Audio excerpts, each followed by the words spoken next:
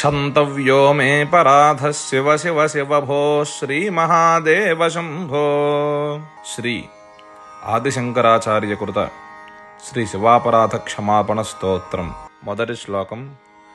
ఆదౌ కర్మ ప్రసంగాత్ కలయతి కలుషం మాతృకుక్షౌ స్థితం మాం విణ్మూత్రామేధ్య మధ్యే కథయతి నితరాం జాఠరో జాతవేదాః యద్యద్వై తత్ర దుఃఖం వ్యథయతి నితరాం శక్యతే కేన వక్తుం.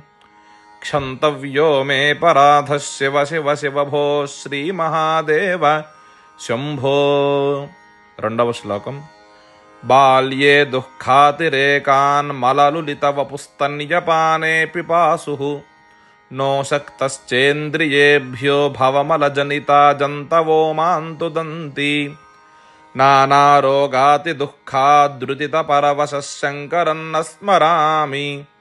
क्षन्तव्यो मे पराधः शिव शिव शिव भोः श्रीमहादेव शम्भो. మూడవ శ్లోకం. ప్రౌఢోహం యౌవనస్థో విషయ విషధరైః పంచభిర్మర్మసంధౌ దష్టో నష్టో వివేకः సుతధన యువతి స్వాదసౌఖ్యే నిషన్నః శైవే చింతావిహీనం మమ హృదయమహో మానగర్వాధిరూఢం. क्षन्तव्यो मे पराधः शिव शिव शिव भो श्रीमहादेव शम्भो. నాల్గవ శ్లోకం. వార్ధక్యే చేంద్రియాణాం విగలగతిమతశ్చాధిదైవాదితాపైః ప్రాప్తైరోగైర్వియోగైర్వ్యసనకృశతనోర్జ్ఞప్తిహీనం చ దీనం మిథ్యామోహాభిలాషైర్భ్రమతి మమ మనో ధూర్జటేర్ధ్యాన శూన్యం. क्षन्तव्यो मे पराधः शिव शिव शिव भोः श्रीमहादेव शम्भो. ఐదవ శ్లోకం. స్నాత్వా ప్రత్యూషకాలే స్నపన విధి విధౌ నాహృతంగాంగతోయం పూజార్థం వా కదాచిద్ బహుతరగహనే ఖండబిల్వీదళం వా నానీతా పద్మమాలా సరసి వికసితా గంధపుష్పైస్త్వదర్థం. क्षन्तव्यो मे पराधः शिव शिव शिव भोः श्रीमहादेव शम्भो. ఆరవ శ్లోకం. दुग्धैर्मध्वाज्ययुक्तैर्दधिगुडसहितैः स्नापितन्नैव लिङ्गं नोलिप्तं चन्दनाद्यैः कनकविरचितैः पूजितन्न प्रसूनैः धूपैः कर्पूरदीपैर्विविधरसयुतैर्नैव भक्ष्योपहारैः. क्षन्तव्यो मे पराधः शिव शिव शिव भो श्रीमहादेव शम्भो. ఏడవ శ్లోకం.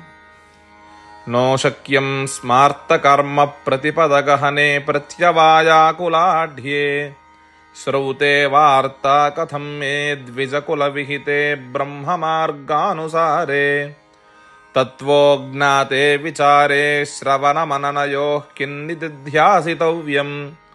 क्षन्तव्यो मे पराधः शिव शिव शिव भो श्रीमहादेव शम्भो. ఎనిమిదవ శ్లోకం. ధ్యాత్వా చిత్తే శివాఖ్యం ప్రచురతరధనం నైవ దత్తం ద్విజేభ్యో హవ్యంతే లక్షసంఖ్యైర్హుత వహవదనేనార్పితం బీజమంత్రైః నోతప్తం గాంగతీరే వ్రతజపనియమైః రుద్రజాప్యన్న జప్తం. क्षन्तव्यो मे पराधः शिव शिव शिव भोः श्रीमहादेव शम्भो. తొమ్మిదవ శ్లోకం. నగ్నో నిస్సంగశుద్ధస్త్రిగుణవిరహితోధ్వస్తమోహాంధకారో నాసాగ్రన్యస్తదృష్టిర్విదితభవగుణో నైవ దృష్టः కదాచిత్ ఉన్మన్యాवस्थया त्वां विगतगतिमतिः शङ्करन्न स्मरामि. क्षन्तव्यो मे पराधः शिव शिव शिव भोः श्रीमहादेव शम्भो. పదవ శ్లోకం. స్థిత్వా స్థానే సరోజే ప్రణవమయమరుత్కుంభితే సూక్ష్మమార్గే శాంతే స్వాంతే ప్రలీనే ప్రకటిత విభవే దివ్యరూపే శివాఖ్యే లింగాగ్రే బ్రహ్మవాక్యే సకలతనుగతం శంకరన్న స్మరామి. क्षन्तव्यो मे पराधः शिव शिव शिव भोः श्रीमहादेव शम्भो. 11వ శ్లోకం. హృద్యం వేదాంతవేద్యం హృదయ సరసిజే దీప్తముద్యత్ ప్రకాశం సత్యం శాంతస్వరూపం సకలమునిమనః పద్మషండైకవేద్యం జాగ్రత్ స్వప్నే సుషుప్తౌ త్రిగుణవిరహితం శంకరన్న స్మరామి క్షంతవ్యో మే పరాధః శివ శివ శివ భోః శ్రీమహాదేవ శంభో. 12వ శ్లోకం.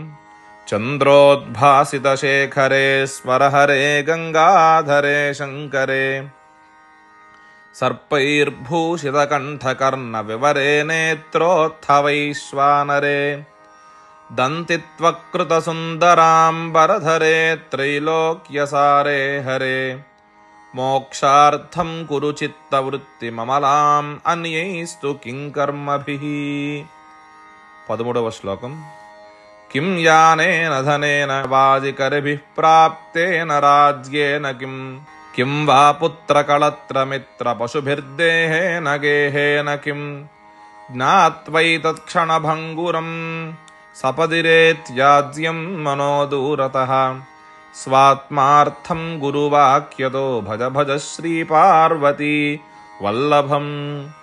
14వ శ్లోకం.